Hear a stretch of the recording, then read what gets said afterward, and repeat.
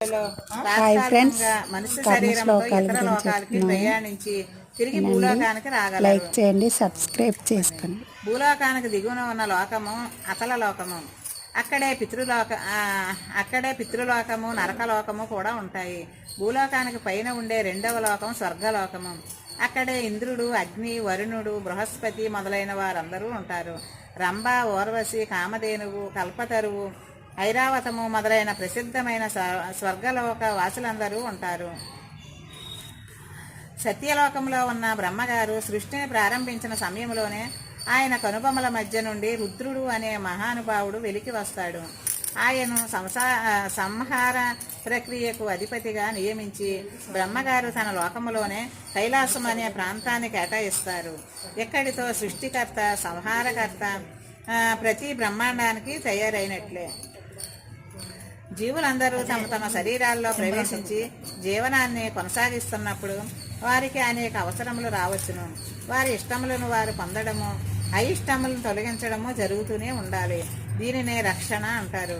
ఇందుకోసం శ్రీమన్నారాయణమూర్తి స్వయంగా సత్యలోకంలోని వైకుంఠము అనే ప్రాంతానికి విచ్చేస్తారు. ఈ రక్షణ ప్రక్రియనే స్థితి అంటారు. ఈ ప్రకారంగా సృష్టి, స్థితి, లయకారులు బ్రహ్మ, విష్ణు, మహేశ్వరులనే త్రిమూర్తులు అవుతారన్నమాట. జీవుల పుణ్య పాపాలలో ఎక్కువ తక్కువలు ఉంటాయి. ఎక్కువ పుణ్యం చేసుకున్న వారికి దేవతా శరీరాలు లభిస్తాయి. ఎవరికి ఎంత పుణ్యం ఉంటే వారు అంత ఉన్నత లోకంలో ఉంటారు. ఎవరికి ఎంత ఎక్కువ పాపం ఉంటుందో వారు అంత దిగువ లోకాల్లో రాక్షస శరీరాలు, పిశాచ శరీరాలు వంటి వాటిని ధరించి ఉంటారు. వీరందరికీ మిగిలిన లోకాలలోనికి ప్రయాణించి తాత్కాలికంగా కానీ శాశ్వతంగా కానీ ఆవాసాలను ఏర్పాటు చేసుకునే శక్తి కూడా ఉంటుంది. ఏ ఒక్క జీవునికి కూడా కేవలం పుణ్యం కానీ కేవలం పాపం కానీ ఉండవు. ఈ పుణ్య పాపాలు సుమారుగా సమస్థితిలో ఉన్న జీవుల భూలోకంలో మానవ శరీరాలను ధరిస్తారు. మిగిలిన వారిలో పశువులు, పక్షులు, వృక్షములు శరీరాలు ధరించేవారు వరుసగా కాస్త పాపం ఎక్కువగా చేసుకున్నట్లు లెక్క. శాపము వంటి కారణాలు ఇది మళ్ళీ చదవనా? మిగిలిన వారిలో అంటే భారతి గారు వినలేదా?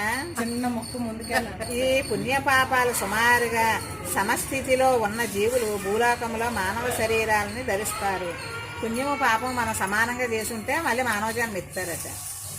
మిగిలిన వారంటే ఇంకా కొద్ది పాపాలు చేసిన వాళ్ళు ఉంటారు కదా. మిగిలిన వారిలో పశువులు, పక్షులు, వృక్షములు శరీరాలు